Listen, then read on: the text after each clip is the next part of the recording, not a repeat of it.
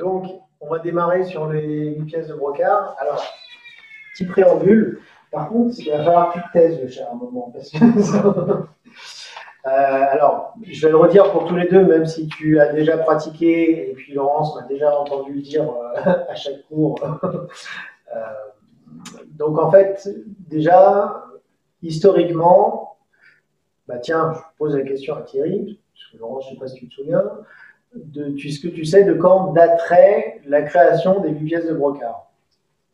Alors la création, je ne sais pas. Moi, l'historique que j'ai, c'était un commandant d'armée qui avait créé, voilà.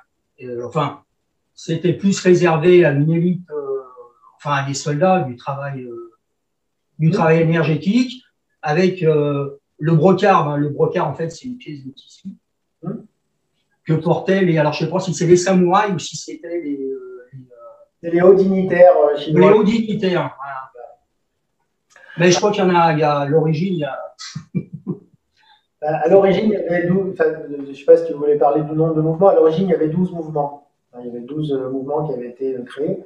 Alors, la légende veut que celui qui aurait créé les 8 pièces de brocart, ce serait Bodhidharma. Alors, Bodhidharma, je ne sais pas si tu sais qui c'est. Florence, tu sais peut-être maintenant, du coup.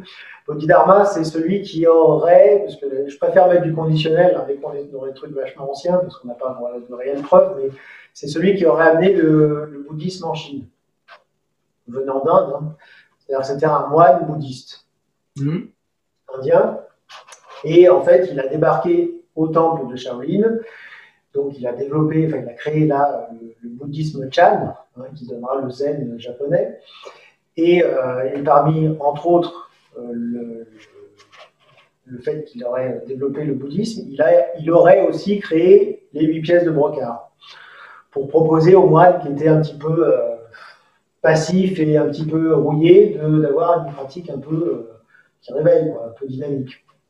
Bon, ça, c'est la légende. Alors ça historiquement, c'est 5e siècle. Voilà. La réalité, ce serait plutôt effectivement celle que tu décrivais là. C'est le général Fei Wei, oui, c'est ça. Un général du 12e ou 13e siècle, je ne me rappelle plus exactement, 12e, 13e. Donc un général d'armée qui, effectivement, aurait développé alors, à l'origine 12 mouvements, il a simplifié à 8, dans une optique de préparation du corps et de l'esprit, du mental, pour les soldats. Voilà, pour la préparation au combat. Donc du coup, c'est pour ça qu'on va retrouver, alors, puisque tu les connais, des postures qui sont... On voit qu'il y a une influence martiale dans les positions. Notamment dans les premiers mouvements, aborder l'arc et viser l'aigle, ça fait assez martial. Puis encore qu'il est pas mal. Voilà, donc l'idée, c'était vraiment ça, c'était de proposer on va dire un entraînement, quoi. Un entraînement et un échauffement, une préparation au combat. Alors, sachant que même cette version-là, pour ce qui est l'équivalent en Chine du ministère des Sports, c'est un nom, mais je ne m'en souviens jamais duquel, c'est l'administration nationale chinoise de la culture physique et du sport. Bon. Donc pour eux, en fait, cette forme-là, on n'aurait pas de réelle origine vraiment claire et déterminée. Bon. On s'en fiche, hein, peu importe d'où ça vient. Moi, je pense quand même que la version du général me semble assez valable. Voilà, donc c'était un Qigong qui faisait pratiquer avant le combat pour apaiser le cœur, au sens émotionnel du terme, et libérer le corps des tensions internes liées à la peur et à l'excitation. Voilà. J'ai pas dit la dernière fois. Qu'est-ce que je voulais vous dire d'autre? En tout cas, moi qui suis novice, peut-être parce que j'ai du mal à mettre en place le travail interne dont tu parlais la dernière fois, mais depuis qu'on a commencé ce Qigong, j'adhère beaucoup plus qu'aux formes d'armes. Ouais. Parce que les effets sont immédiats. Ah bah, c'est merci pour la transition. Quasi immédiat, sur les cervicales, sur le diaphragme, je ressens tout, quoi. Ouais. Le plein fouet. Ah bah. Et quand j'ai fini le cours d'une heure, j'ai tendance à être un peu pesante des fois quand je bosse sur ordinateur ou autre. Ici, mais là, ça fait beaucoup d'énergie pour la journée. Alors qu'avec le professeur Léon, c'est pas la même. Bouddha et Tyrannie de bras, j'ai plus de mal à, pour l'instant, ressentir les bienfaits, quoi. En fait, c'est intéressant ce que tu dis là, parce que alors, je vais expliquer deux choses. Déjà, peut-être que j'avais déjà dit, mais je ne me rappelle plus, il faut savoir que dans les années 80-90, en Chine, ils ont fait des tests sur un très grand nombre de pratiquants de différentes formes de Qigong. Je ne sais pas si je vous l'ai déjà expliqué ça, non? Si. En cours. Ouais, en cours. Voilà, donc, je leur dis. Donc ils ont analysé l'effet réel ou pas sur la santé de plein de pratiquants de différentes formes de Qigong. Et de cette multi-analyse, donc ils ont suivi, ils ont passé avec les électrodes, prise de sang, tout machin, pour vérifier que aux sciences scientifiques ça fonctionnait. Et donc après cette analyse sur un grand nombre de personnes pendant un certain nombre de mois, ils ont recensé qu'il y avait, alors je ne sais jamais si c'est 4 ou 5, je ne me rappelle jamais, c'est au moins 4 formes de Qigong qui sortaient un petit peu du lot. Ça ne veut pas dire que les autres formes n'étaient pas efficaces, ça veut dire que dans les effets réellement constatés avec une nette amélioration sur la santé, il y avait quand même 4 formes qui sortaient un petit peu du lot. Dans les 4 formes qui sortaient du lot, il y avait les 8 pièces de brocart, justement. Il y avait Yi Ting Ting, qu'on enseigne aussi à Mathioli et qu'on verra l'année prochaine, qui est un travail qui se rapproche d'ailleurs beaucoup des 8 pièces de brocart, dans le sens où c'est le même type de Qigong qui va agir aussi sur les tendons, c'est plutôt un Qigong du printemps, etc.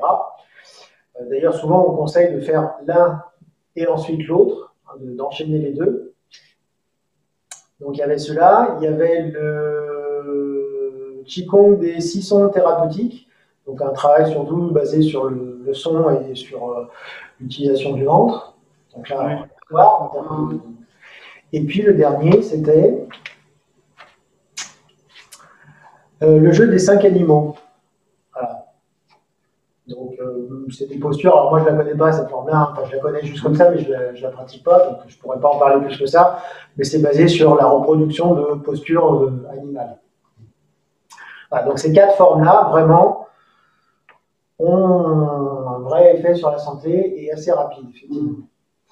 C'est pas celle de Yayama, hein, les animaux. Non, non, non. Non, rien à voir. Hein. Ouais. Non, rien à voir. Non, là, ils ont vraiment pris des formes, j'allais dire. Déjà, Yayama, il est japonais, donc tu penses bien que les Chinois, ils n'allaient pas spécialement tester un truc d'origine japonaise. Voilà, parce que de toute façon, si tu les écoutes, c'est de la merde. Hein. C'est encore très présent, hein, les difficultés relationnelles. Ah, on fait pareil avec les choses. Oui, non, mais c'est sûr, mais c'est marrant, c'est que, pour la petite histoire, je me souviens d'une fois où j'étais allé en Chine. C'était bon, la première fois que j'allais en Chine, c'était un voyage organisé, là c'était en tourisme, c'était pas du tout pour les pratiques. Et notre guide, alors je sais plus à propos de quoi c'était, mais à chaque fois qu'elle évoquait un art traditionnel chinois, je me demande si c'était pas... ouais, je crois que c'est... Ah oui, elle parlait des sushis. Alors, je ne sais plus pourquoi, hein, enfin, elle a parlé des sushis, et en gros, c'est les Chinois qui ont inventé les sushis aussi. C'est-à-dire qu'en fait, ils ont tout inventé. C'est-à-dire tout ce qu'on attribue comme étant un art japonais, bah, si tu écoutes les Chinois, ça vient d'eux. Bon, enfin voilà, bref. Du coup, j'ai perdu le fil de ce que je voulais dire. Ouais, le dernier nom de la forme, parce que je t'ai demandé si c'était Yayama, mais c'est pas ça, c'est le nom de la dernière... du dernier Qigong qui était reconnu. Je ne me rappelle plus. Voilà, c'est ce que. Voilà. J'en ai que 4 et il me semble qu'il y en a une 5e, mais je ne me rappelle plus. Ou peut-être qu'il n'y en a que 4. Enfin, bon. Voilà, donc c'est les formes, on va dire, validées par le gouvernement chinois. Super. Ça ne veut pas dire, hein, je le redis, que les autres formes n'ont pas d'effet, c'est simplement qu'elles ont des effets différents et moins unanimes ou qu'il y a moins de pratiquants aussi. Enfin, c'est un peu plus. Je pense que les autres, doivent être pratiquées de façon plus Bah, régulière. En fait, c'est surtout que... Je sais pas comment. Alors, c'est un truc que j'ai vu quand je regarde les vidéos que tu nous envoies. Je me regarde pratiquer. Mais je me dis, je ne suis pas dedans. Quand je te vois pratiquer toi, et quand je me vois à côté, je me dis, oui. Et on voit qu'il y a une différence, voilà, comme tu expliquais au niveau du travail interne et tout. Oui. Et je pense que c'est fort. Les formes Bouddha, Léong et compagnie, tu en ressens vraiment les effets quand tu as mis en place une pratique très régulière, très appliquée, très profonde. Alors, en fait, l'autre, non, je le ressens tout de suite, moi. Alors, je suis aussi rigide d'un côté que de l'autre. Alors, j'aime pas trop faire ça, mais enfin, pour simplifier un petit peu, si on regarde un peu les différents types de Qigong qui existent, vous savez, il y a un principe en médecine chinoise, mais dans les arts énergétiques, qu'on appelle les 3 trésors. Les 3 trésors, je ne sais pas si d'ailleurs je l'ai parlé dans la première théorie, le premier cours théorique. Oui. On a parlé des 3 trésors. Qing, Qi, Shen, le corps, l'énergie, l'esprit. Donc le corps, l'énergie et l'esprit, c'est vraiment les 3 niveaux sur lesquels les pratiques énergétiques, Tai Chi, Qigong vont agir. Dans les Qigong, il y en a qui vont avoir plus d'action sur le corps, d'autres plus sur l'aspect énergétique, d'autres plus sur l'aspect spirituel. Sachant qu'à chaque fois, ça joue quand même sur les 3, mais avec quand même un peu plus l'aspect corporel ou on va dire psychique. La forme du professeur Léong, par exemple, est très orientée sur l'aspect purement énergétique. L'aspect corporel, je pense qu'en plus on s'en rend compte, c'est pas des Qigong très physiques, très dynamiques. L'aspect corporel, il n'est pas forcément très intéressant. Enfin, très intéressant, c'est intéressant, mais disons que c'est pas ça qui va étirer, assouplir, etc. C'est bien pour mobiliser un petit peu, mais en fait, dans sa démarche, quand il l'avait créé, peut-être que je vous l'avais dit, il l'avait créé pour les gens qui sont malades. Voilà, voire des personnes qui ont des cancers, etc., qui sont alités, qui sont vraiment affaiblis fortement. Donc forcément, c'est des Qigong qui vont agir plus en douceur et qui vont avoir essentiellement pour objectif de renforcer, mais plus sur l'aspect vraiment énergétique que physique, enfin, que corporel. À l'inverse, une démarche comme Bouddha étire les 1000 mains, ou il y en a certainement d'autres, dans ce qu'on a fait, non, je ne crois pas, s'oriente davantage sur la sphère spirituelle. Voilà. Toujours avec l'aspect énergétique et corporel, évidemment, mais on a une dimension psychique qui est un peu plus importante. Les 8 pièces de brocart, à l'inverse, on est vraiment sur quelque chose qui est, à la base, c'est pour des militaires, c'est un truc qui est quand même assez physique, et on le sent assez rapidement. Donc, ça veut dire que les bénéfices qu'on va ressentir, on les sent aussi plus facilement, effectivement. Ça a la contrepartie que ça peut être un peu difficile pour des gens qui débutent et qui sont peut-être un peu moins aussi, alors pas forcément qui débutent, mais parce que tu débutes aussi, mais je pense par exemple aux gens qui sont sur le cours de Qigong, dans la majorité quand même d'un âge un petit peu plus avancé. C'est d'ailleurs pour ça que je prends des précautions quand je donne des explications, mais ouais, parce que je leur dis attention, nous on va avoir une méthode qui est un peu physique, allez-y mollo, parce que effectivement pour des gens un peu âgés, un peu on va dire abîmés, ça peut être un peu dur. C'est d'ailleurs pour ça que je commence jamais l'année par les 8 pièces de brocart. Je commence par la forme du professeur Léong, par exemple, parce que c'est plus cool, ça permet de dérouiller, ça permet de mobiliser doucement, mais je commence pas l'année directement par des formes dures. Mais bon, même après moi, c'est peut-être un tempérament comme ça, puis j'ai besoin de beaucoup travailler, ça je le sais, mais toi, pendant les cours, si je démarre le cours, je suis fatiguée et autres.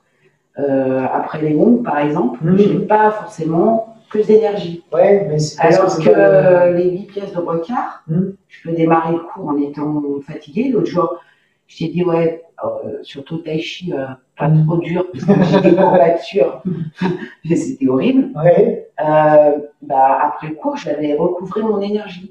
Je repartais pas faire un footing ou du vélo, mais je veux dire, voilà, j'engageais ma journée.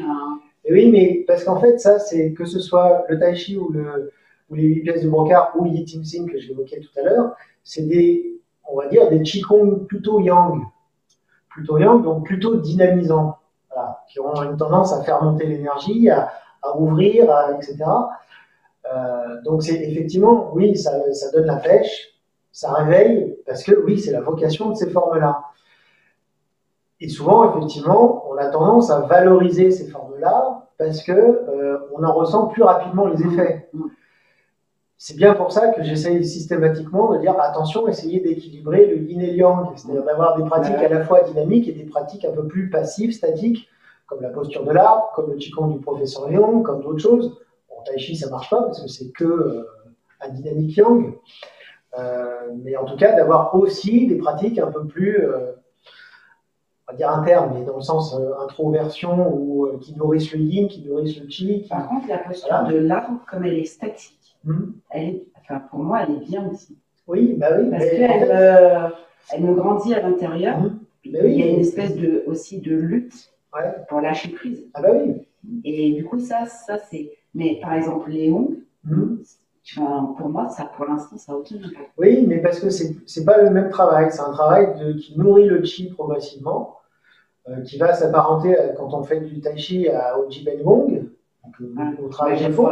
Mais voilà, mais en fait, tout le travail qui a pour vocation de nourrir le qi, souvent, c'est le plus rébarbatif et celui dont on ressent moins les effets immédiats. Et pour autant, et j'avoue que c'est sans doute l'une des choses que j'ai le plus de mal à transmettre et à enseigner, c'est cette nécessité, enfin c'est pas vital, on peut faire sans, mais en tout cas si on veut développer des compétences dans les arts énergétiques, ben c'est qu'on ne peut pas faire que des trucs physiques, on ne peut pas faire que des trucs statiques, enfin yin ou machin, il faut qu'il y ait une phase qui permette de construire l'énergie, de construire le gong. Quand on parle de kung fu par exemple, je ne sais pas si j'ai déjà expliqué le terme, hein, kung fu, en fait, quand on parle de ce terme, on pense à l'art martial, le kung fu, alors qu'en fait, kung fu, c'est un terme générique qui veut dire avoir la maîtrise avoir des compétences dans un domaine. On pourrait avoir le kung fu de la cuisine, par exemple. Voilà. Alors, en chinois, quand ils disent kung fu machin, avec un autre terme derrière, c'est j'ai la compétence, j'ai la maîtrise de telle discipline. Alors, nous, on a résumé kung fu à l'art martial chinois. Je passerai sur les raisons, mais le vrai nom de l'art martial chinois, c'est Wushu. C'est du Wushu, on ne fait pas du Kung Fu, on fait du Wushu. Voilà. Mais bon, c'est rentré dans le langage populaire maintenant, donc on dit que c'est du Kung Fu depuis des années. Bref. Donc en fait, tout ce qui va avoir, enfin voilà, le travail de fond, c'est développer le Kong, développer les compétences internes. Et ça se fait que par la répétition, etc., par des exercices spécifiques, les Jiben Gong en Tai Chi, certaines formes de Qigong comme la forme du professeur Yang. Ben voilà, donc, quand, tu vois, parce que tu disais que quand je le fais, tu as l'impression que c'est plus, je sais pas quoi, d'abord, plus présent, plus... Tu vois pas sur la vidéo? Non, mais je me regarde pas. Regarde-toi. Non, mais je sais comment... Enfin, oui, mais je sais comment... Oui, non, mais je sais comment... Enfin, je me suis déjà vu, en fait. Oui, tu regardes avec moi à côté. Oui, non, mais... Carrément la différence. Oui, mais c'est normal, mais la différence, elle vient notamment de ce fait-là. C'est-à-dire que c'est valable pour moi comme pour d'autres qui ont de l'expérience dans la pratique. Et c'est pour ça que je ne parle pas forcément ni de... C'est même pas un talent ou quelque chose qui vient de je ne sais où. Non, c'est parce qu'on travaille. Voilà, on développe des compétences. Moi, quand j'ai commencé à faire ça, c'était vide de tout. Il ne se passait rien, je ne sentais rien, et puis je le faisais de manière gymnique et point barre. Et au fur et à mesure, à force de le faire avec les bonnes indications, bah, ça se construit à l'intérieur. C'est-à-dire qu'il y a des sensations qui se construisent, qui donnent de la densité, qui donnent de la présence, qui donnent du coup une intention différente, et qui fait que, voilà, après, effectivement, et Thierry l'a certainement observé, puisque c'est ce qu'il a un petit peu... puisque venant de quelqu'un, en plus, qui a déjà une expérience... désolé, hein, il me semble que c'est ce que tu t'avais dit quand tu m'avais vu pratiquer la première fois. Oui, mais c'est ce que j'allais dire, justement. Voilà, qu'il y a quelque chose, c'est pas une pratique vide, mais c'est pas une pratique vide, simplement parce que j'ai eu peut-être un cursus assez carré et qui m'a amené à développer mes compétences comme il le faut, d'avoir des bons guides, voilà. Mais indépendamment du fait d'avoir des bons guides, et ça c'est quand même important, c'est aussi de se donner les moyens. C'est-à-dire qu'on peut avoir un excellent prof, maître, machin, mais si derrière on ne fait rien, ça ne sert à rien. Voilà, moi c'est vrai que je me suis beaucoup investi dans mes pratiques et du coup, bah, ça permet à un moment d'avoir des compétences peut-être un peu plus importantes que d'autres. Mais c'est le travail, le travail et le travail. Enfin, voilà, le principe en tai chi, on dit les 3 règles de la pratique, c'est pratiquer, pratiquer, pratiquer. Et voilà. Exactement. Ouais. Ouais. Et ça, Puis après, et Thierry, tu as déjà dû être confronté à ça aussi. Hein. Euh, moi, je trouve que l'une des difficultés, et encore plus dans un monde, dans notre monde actuel, c'est justement de faire entendre aux gens que c'est pas, on va pas simplement leur dire, faut mettre le pied comme ça, la main comme ça, et puis le cours est fini, merci, au revoir. Ça marche pas. Enfin, ça marche pas. Faut pas s'attendre, si ça marche, mais c'est simplement qu'il faut pas s'attendre à avoir des bénéfices énormes du tai chi et du qigong ou avoir un super niveau en tai chi ou en qigong si on se contente, je mets des guillemets, de suivre le cours et puis on se revoit la semaine prochaine. Ça, enfin,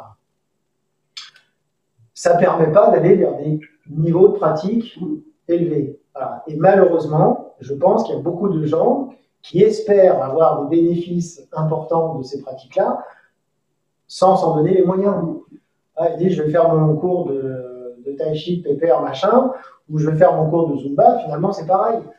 Et franchement, ça leur apportera autant de faire de la Zumba que de faire du Tai Chi s'ils le font dans cette dynamique-là. Donc, bon, moi, j'avoue que c'est quelque chose qui me frustre un petit peu. Et pourtant, je sais que les 3/4 des gens que j'aide depuis le début que j'enseigne sont pratiques comme ça. C'est-à-dire qu'ils font le cours et puis après, on se revoit dans une semaine et on n'aura rien fait d'une semaine à l'autre. Bon, bah, voilà. Ah, je pense pas. Si. Je pense que. Il y en a une minorité qui va effectivement avoir une pratique. Hors du cours. Au moins une fois. Au moins une fois, ouais, peut-être au moins une fois, mais même au moins une fois, alors ça dépend. Non, mais c'est pas suffisant. Non, c'est pas suffisant. Voilà, chacun, entre guillemets, a sa vie, ses trucs, etc. Mais ce que je vais dire, non, je pense que les gens sont quand même dans une démarche. Je sais pas. Honnêtement, alors déjà, ça va dépendre du type de cours. Les gens qui font du Qigong, par exemple, du mardi matin, je sais que pour au moins la moitié, ils vont peut-être le refaire une deuxième fois dans la semaine. Effectivement. Ceux qui font le Tai Chi santé, il n'y en a aucun quasiment qui va refaire dans la semaine. Ça, je leur ai déjà demandé. De toute façon, je demande régulièrement, vous allez pratiquer? Non, machin. Bon, bah, ok. Et puis, entre guillemets, ça se voit. Oui. C'est-à-dire, on voit très bien les gens qui ont pratiqué un petit peu, beaucoup, pas du tout. Donc, je pose la question, mais à chaque fois, je sais bien. Enfin, ça se voit, c'est évident. En tai chi traditionnel, effectivement, selon les cours, il y a quand même le cours dans lequel est Thierry, par exemple, je sais qu'il y a notamment une dynamique assez. Enfin, ils sont à fond, quoi. Ils sont à fond. Ouais. Ils ne pratiquent peut-être pas tous les jours, mais on sent qu'il y a quand même. Enfin, je ne sais pas comment tu le ressens, hein, ce cours, mais moi je trouve que. Oui, tu sens que qu'ils sont motivés. Voilà. C'est ça, voilà. Donc là, mais honnêtement, ce cours-là, je parle de celui-là, je ne peux pas parler de celui de Xavier ou dans lequel tu étais, parce que j'ai moins vu les gens, et puis ils y sont moins maintenant, mardi matin en plus. Ah, mais c'est beaucoup, ouais. Il y a beaucoup de monde. Ça casse tous. Ouais, mais c'est vrai que le cours du jeudi soir de Tai Chi traditionnel débutant, honnêtement, ça faisait longtemps, vraiment longtemps, que je n'avais pas eu un groupe aussi motivé et dynamique. Du coup, moi, ça me remotive aussi, hein, parce que quand on voit qu'il y a des gens qui ont envie d'apprendre, qui ont envie de progresser, qui sont curieux, etc., et qui pratiquent un peu chez eux, on dit, bon, bah super, c'est pour ça que je fais ça, quoi. Voilà. Bref, je m'égare un petit peu. Je vais revenir un petit peu sur les 8 pièces de Brocard. Donc voilà pour l'historique. Après, qu'est-ce que je voulais dire? Voilà, bon, ça, machin, on s'en fiche. Oui, alors, en pratique, les points clés de la pratique des 8 pièces de Brocard. Donc, il faut avoir le corps détendu, l'esprit concentré. On va faire globalement des étirements doux et continus, pour rechercher une sensation agréable sans contrainte. Alors, tu as déjà vu à quoi ça ressemblait, Thierry, tu sais aussi. C'est des mouvements, des mouvements dans lesquels on va chercher quand même l'étirement, dans lesquels il va y avoir des positions ou des mouvements qui sont quand même tendus. Je mets des guillemets ou guillemets attendus. Et malgré le fait qu'on est dans une certaine tension, une certaine contraction musculaire, il faut essayer de rechercher le relâchement. C'est toute la difficulté de cette forme-là, c'est d'être tendu et relâché en même temps. Voilà. Qu'on va retrouver également en tai chi, c'est la même démarche. Le centre et la rectitude, ils sont recherchés. Légèreté et enracinement, ils sont requis. Voilà, pareil, il faut être léger et lourd en même temps. En fait, c'est marrant parce que cette forme de Qigong, je trouve qu'on retrouve énormément des aspects du Tai Chi. En fait. Voilà, tous les prérequis que je suis en train de dire là pour cette forme-là, finalement, on a exactement les mêmes en Tai Chi. La pratique idéale se fait en prenant son temps, dans un lieu calme et bien aéré, calmement, alors à un rythme respiratoire normal, en respirant par le nez, sauf indication contraire de l'enseignant.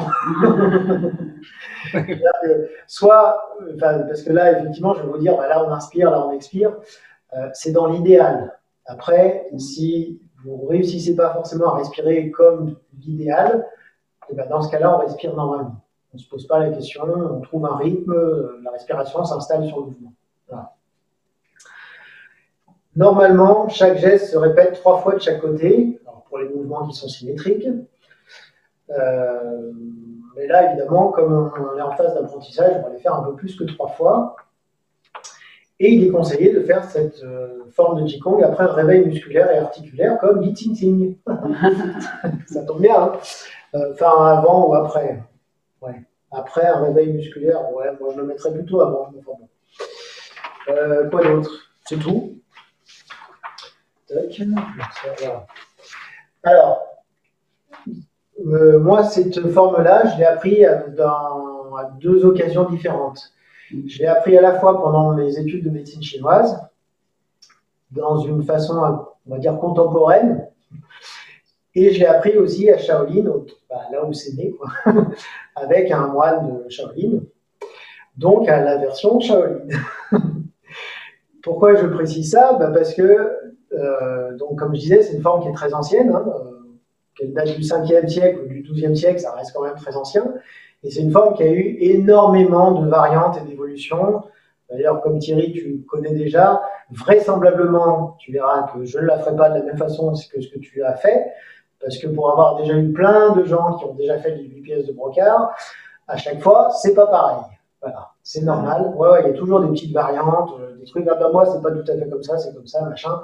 Bon, faut pas s'en formaliser, faut se dire, ok, ça évolue avec le temps, ça évolue avec pour différentes raisons, notamment justement parce que depuis les années 60-70, on a beaucoup simplifié, épuré, rendu accessible, que ce soit le tai chi ou le qigong. Donc même les formes de qigong qui étaient un peu dures, on les a ramollies, si je peux dire.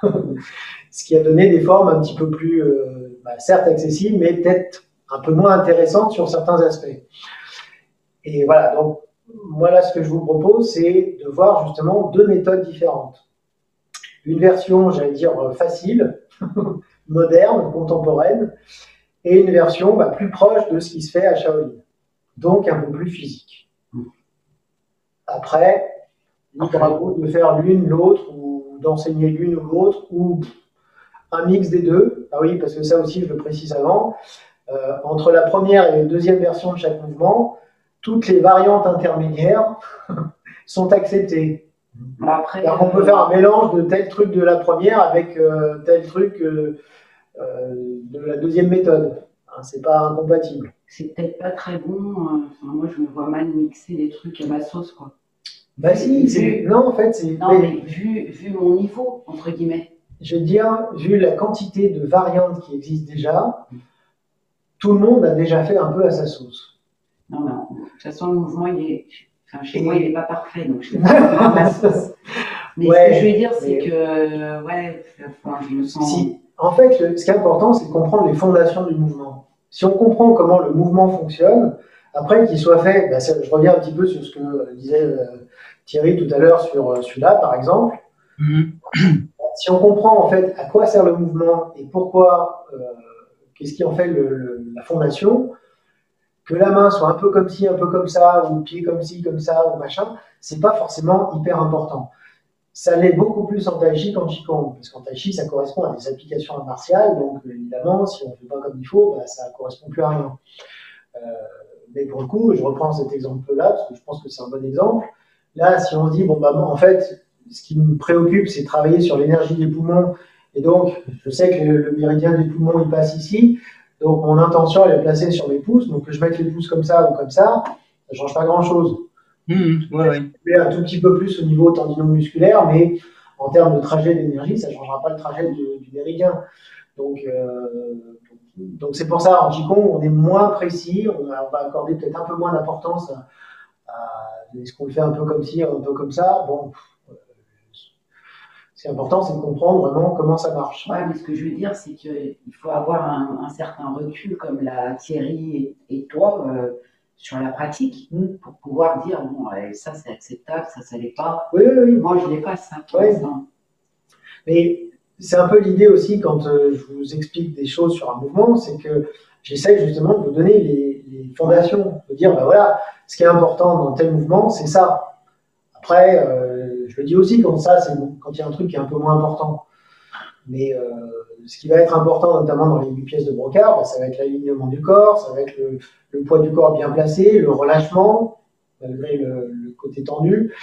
Voilà, en gros, ça va surtout être ça, vérifier les différents alignements du corps, comme on pourrait l'avoir en tai chi aussi. Je trouve que c'est vraiment une forme qui se rapproche des principes qu'on a en tai chi. Ça va, c'est clair? Ouais. Et après, ce qui va être justement, comme tu disais, Laurence, après, quand tu vas enseigner, c'est ça qui va être vachement intéressant, c'est de pouvoir faire des mix et pas faire systématiquement des reproductions de mouvements, dire merde, non, c'est vrai, là, je me mets comme ça, Vincent m'a fait voir comme ça. C'est de trouver des trucs à toi, tu pourras mixer. Et déjà, même toi, quand tu vas enseigner, ça va être vachement riche de pouvoir tiens, là, j'ai fait un cours, mais j'ai pas fait tout à fait le même que la semaine d'avant. Là, je vais leur faire voir tel truc, je vais faire essayer un mélange de tel ou tel truc. Même à toi, ça va t'apporter énormément. Comme disait Vincent, tu as la base. Et après, ben, tu construis aussi ton petit, je dirais pas ton petit Qigong, mais ta manière aussi de le faire. Tu t'appropries, quoi. Qui va être bien, qui va être importante. C'est sûr qu'avant, il faut déjà maîtriser ce que tu vas déjà enseigner. Donc ça, c'est déjà la base. Voilà.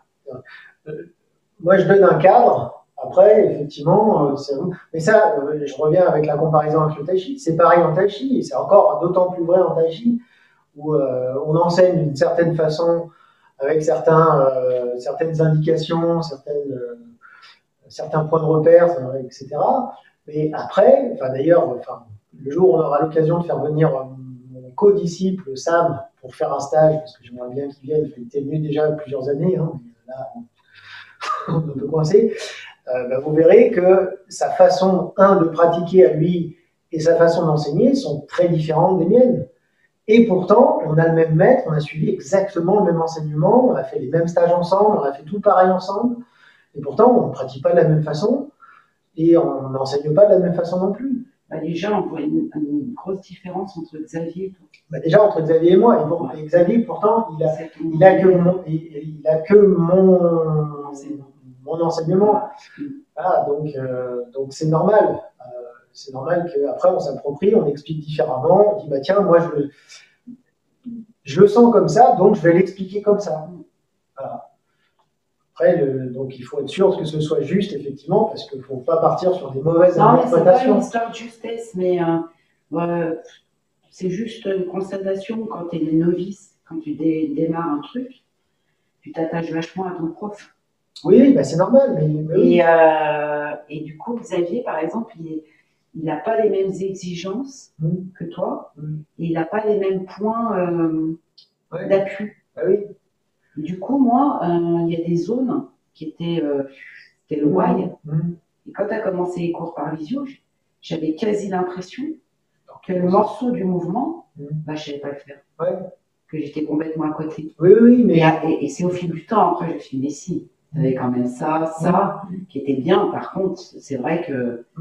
Mais du coup, c'est pas les mêmes... Mais non, mais c'est normal, parce que notamment Xavier, voilà, déjà, il n'a pas forcément la même expérience de pratique, d'une part, ce qui joue beaucoup, hein, parce que quand on n'a pas suffisamment de recul, on n'enseigne pas de la même façon. Il n'a vu aussi que moi comme prof, donc c'est pour ça que j'aimerais bien qu'il fasse aussi un stage, un de ces quatre avec Sam, pour qu'il voit une autre façon, une autre approche.